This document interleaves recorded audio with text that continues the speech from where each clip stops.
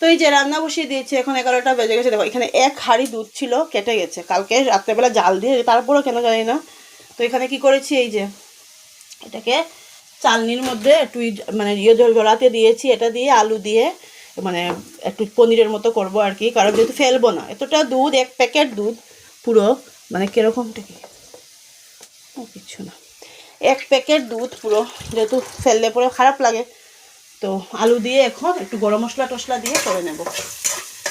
তোমরা এরকম করতে পারো, দুধ কাটলে পরে না মানে নষ্ট হয়ে গেলে, কাটা অনেকে না বুঝতে পারে, নষ্ট হয়ে গেলে না ফেলে এরকম করলে তো খাওয়া যাবে। দেখো পুরো শক্ত শক্ত পনির হয়ে গেছে। এই যে এখন আমার পনির করা যেত, একটু ইয়ের মধ্যে মানে কাপড়ের মধ্যে বেঁধে রেখে, সময় নেই, যেতে হবে।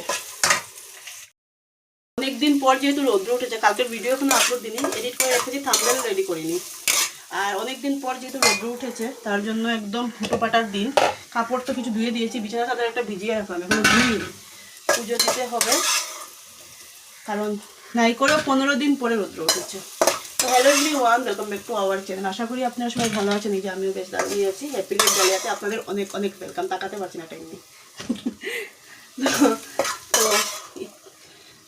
তো এই যে আলু ভেজে নিয়েছি, এখন এটাকে পেঁয়াজ রসুন দিয়েই করবো, নিরামিষ করবো না। আজকে তো মঙ্গলবার আছে, আমার তো নিরামিষ না। বারটা হলো আজকে মঙ্গল, বেলা বাজে এখন 11টা 10 হবে। আমি ঘড়ি দেখিনি, কিন্তু ইয়েতে বলছি। আর তেল ঢালতে হবে, লেগে যাবে। আর বানাচ্ছি চানার ডাল, আর মেয়েটা খাবে না, কারণ জানি আমি খাবে না। এটা পনির হলে খেত, এরকম খেতে চায় না। তো ওর জন্য ইয়ে করবো, কি বলে এটাকে, চানার ডাল সিটি মেরে রেখেছি, ডিম অমলেট করে দিয়ে দেবো।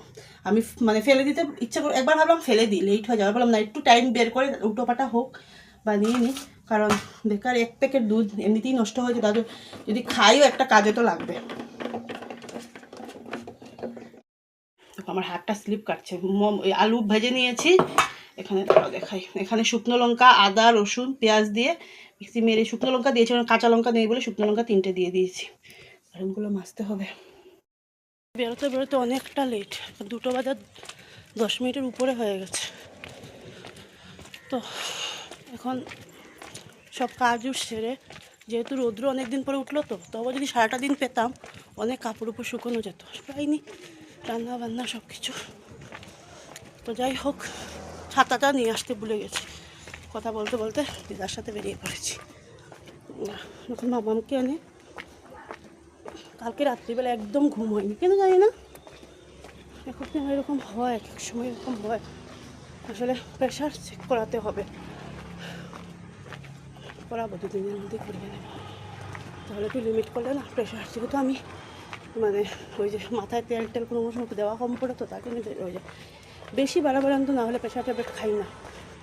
আর চেষ্টা করি যত না খাওয়া। এখানে এ না যে এখনও বাচ্চা আছে তা না, অনেকটা তো বয়স হলো, তবু একবার প্রেশার ট্যাবলেট না রেগুলার করলে দেন রেগুলার করে যেতে হয়। তো যাই হোক, যাই, অনেক দেরি হয়ে গেছে, এই যে বেরিয়ে গেছে প্রায়। অটো পেয়ে গেছে।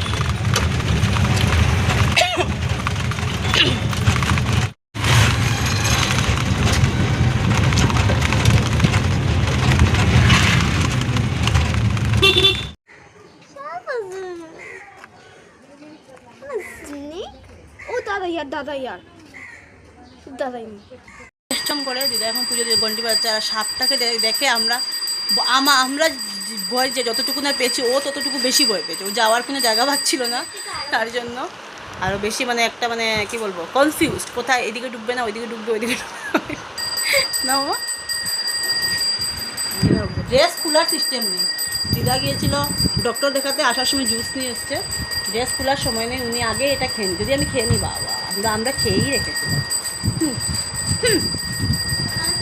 আর দেখো অবস্থা, এক কাজ করি, এই ফটোটা রেখা বা থাম্বনেল দিয়া দিই, আর তোর বাপায় দেখো যে তুই বেডে বইয়া বইয়া এরকম প্যাকেট রেখা রেখা খাস, কুটিব তোমারে কুটিব।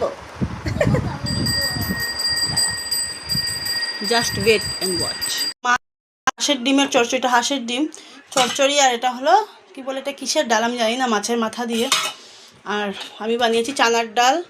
আর এই যে ওই যে বলেছিলাম দুধটা কেটে গেছে, এটা দিয়ে একটু গুরু গুরু, অমিত বলে এটা গুরু গুরু বলে, পনিরের তরকারি ওইটা। আর একটা ওইটা হলো